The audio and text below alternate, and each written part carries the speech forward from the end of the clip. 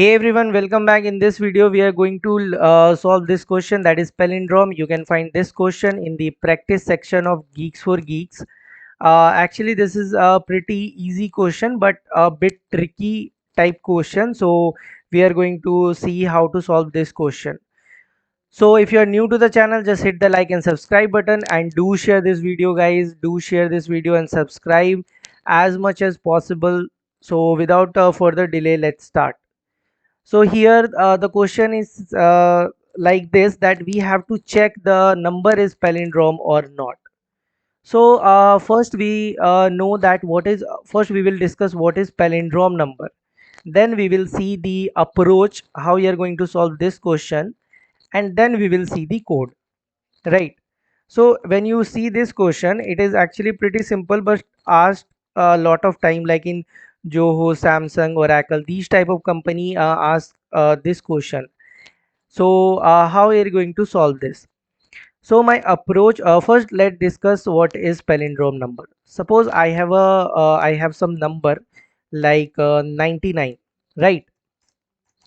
So if I reverse this number, my original number is 99. If I reverse this, like first is 99. If I start from here, suppose if I start from here 99, it means that I am mirroring this number, I am reversing this number. So this value, this new value is similar to the old ones. This new value is similar to the old ones. If you reverse 99, it will still be 99. So this type of number is called palindrome number. So suppose let's take another example, 1 2 3 4, right? In the ones place is 4, in the tens place is 3, 100 is 2, and 1000 is 1. If I reverse this, 4 3 2 1, in the ones place is 1, tens place is 2, 100 place is 3, 1000 place is 4. So is the new value, is it similar to the old one? No. 1 2 3 4 is not similar to the 4 3 2 1. So this number is not palindrome, but this number is. Okay, so hope you guys understand what is palindrome number or not. The new mirror value should be similar to the original value, then it is palindrome. If I take 5555, we will take the example that is given in the code input itself, and if I reverse this, the new output will be 5555. So this value is actually similar to the old one. So this is a palindrome number. So we have to check is the number is palindrome or not, and we have to return it as a output, yes or no. So we are returning it in string, yes or no, and here we are taking the argument as an integer. So here the value of n is here, we will give. So first, how we are going to solve this question, what should be our approach? The first thing is, I think we can solve in this way also. We will convert this number, we will convert my original number into a string. Here currently my number is of integer data type. Suppose if I convert it into string and then slice it, then first I will convert it into string. Here I convert this into string. Okay, now my number is in string data type. Now I slice it. Now I started slicing it. Slice it. Okay, now my new value, now my this string, this character is equal to this character if my suppose if I sum up all this thing, that will be the first num, if my original num dot equals my new num. If this happen, then it will be palindrome, and if this not happen, then it is not a palindrome number. So we will slice it, compare it, and if it is matching with the old ones, then we will move forward from here to here. from this 5 to this 5, means this 5 to this 5. If it matches also, when we slice it and compare it, and if it matches also, then we will move to this 5. Okay, so but the another process is like, we are not going to use this, we are not going to convert this into string.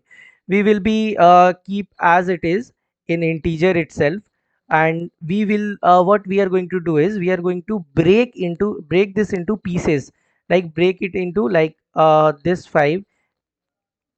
Can I write it like this? 5000 plus 500 plus 50 plus 5. What will it give to me? It will give 5555, right? This is 55, this is 555, this is 5555. So can I write it like this? Obviously we can write it like this. We can write, this is my value, we can write it like this. We will expand this. So what we are going to do is, we are using the ones, tens trick, ones, tens, hundred, thousand on the value trick. Here we will extract the last digit. First we are going to extract the last digit, then we will move forward, then we will extract it, and at last we will be here. So how we are going to extract the digit? By dividing it by 10, right? We know how to extract it. Then we will check it. So this will be our approach. So let's start. Let's see in the coding so that you can understand better. First we are going to store my n. So I will make a variable of integer data type number, and I will store my n in it. Now I'm going to make another variable to when I extract my digit, when I extract my last digit, then I am going to save it in something. So I'm going to make another variable digit here, and at last my I will make another variable s, that is initially the sum is 0. Why sum? See here, sum we are adding now, so sum is 0. Initially the value of everything is 0. Now I am going to run a loop. Why we are going to run a loop? Just look at here. First we extracted this, then we move forward, check, first we extract, then check, then again move forward, then extract, then check, then move forward. This is a repetitive work. This is a repetitive work. We are going to do similar thing again and again and again till we reach to the end, right? So if we have to do some repetitive work, what we use loops. So similar thing, we are going to use here loop. So my second approach will be, we will be using loop and iterate my n till it is greater than 0, right? Till it is greater than 0 here. So if it is greater than 0, until it iterate. So now we are going to do is, we are going to extract my last digit. Digit will equal to, I divide my n with 10, right? Now I extracted my last digit and save it into my variable that I already made. Now what I am going to do is, I am going to do this part. I am going to move forward. Suppose initially the value, let me write first, then I will explain. Suppose I'm taking my variable and I'm multiplying it with by 10.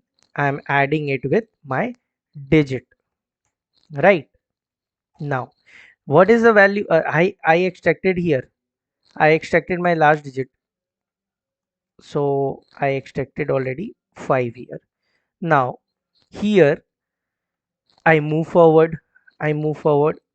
Okay, now here initially the value of s is what? Initially the value of sum is 0. Now 0 multiplied 10, what will it give? 0 plus the digit, what will it give? 5. So I have another 5 also. If here I can see, I have another 5 also. Now we will move forward and we reach here. We have already 2 5. Now we reach here, last one. So I'm going to divide this by 10. Why it is happening? Wait, I'm going to divide my n by 10 again. so that I will extract the last digit, right? So now here I have what? 555. So initially what I have? Initially I have 555. Now this 555, we extracted it, we reverse it, we store it in a variable, and this is our result. So this 55 is exactly similar to this 55. So we are going to check it. Now we run the loop, we did everything. Now we are going to check if it is equal or not. If it is equal, then we will return it in a string, that is yes. If it is not equal, then we are going to return it in a string, that is no. So now we are, what we are going to do is we are directly going to check it. So return. First you can check, then return. You can also do like this, but you can also do directly. So I'm going to do directly here, number. If my initial number is equal to my sum, that is my this one, okay, here or not. If it is equal, then return yes. If it is not equal, then return no. As simple as that. Now let's hope we are going to let's hope you guys understand till here. So our code is complete. If you let's hope there is no compilation error. So we will compile and run to check the compilation error. So this is a pretty simple code. What we have to do is we have to just build the logic. We are, if we know the approach how we are going to solve this, if we understand the question and we know how to approach, then any question will be like easy for you guys also. And we here in this channel we will be practicing together. So it is taking some time. Wait, why it is taking this much time?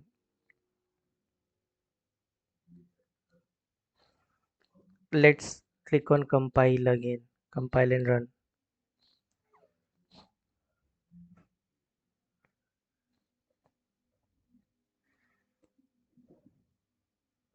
I don't know why it is taking this much time here. So compilation completed and my output is similar to the expected output. So this is right. Wait, if what happen if I change it, I make it from capital to small, what will happen?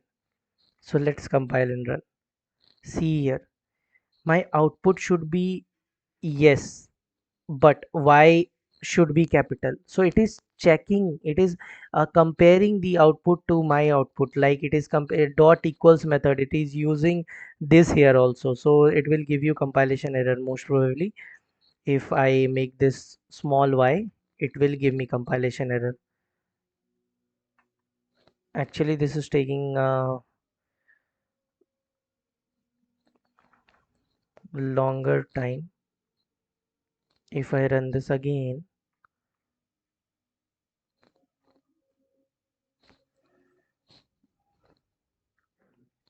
it will give you error guys, I know that. I already tried once, like similar to this question.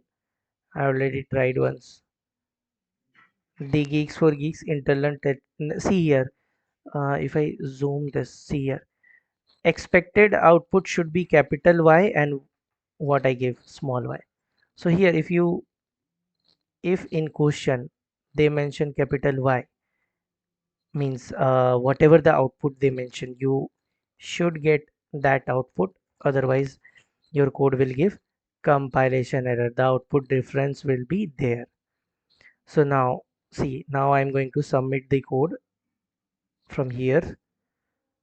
Here I made solve this question in Java. So if you want, you can switch in another language also. From here, this window, you can switch, you can do solve this question in C++ also, Python also, and here I solved in Java. So here out of 1000 test cases pass.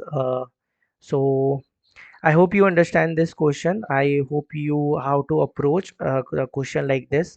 So if you understand, hit the like and subscribe button, guys. And I have seen that a lot of you guys watch and learn many things, but don't subscribe. So don't do like this. Just hit the subscribe button and share this video. And if you like my all my previous video, just ping me, mention me in the comment section. I will make more videos like this.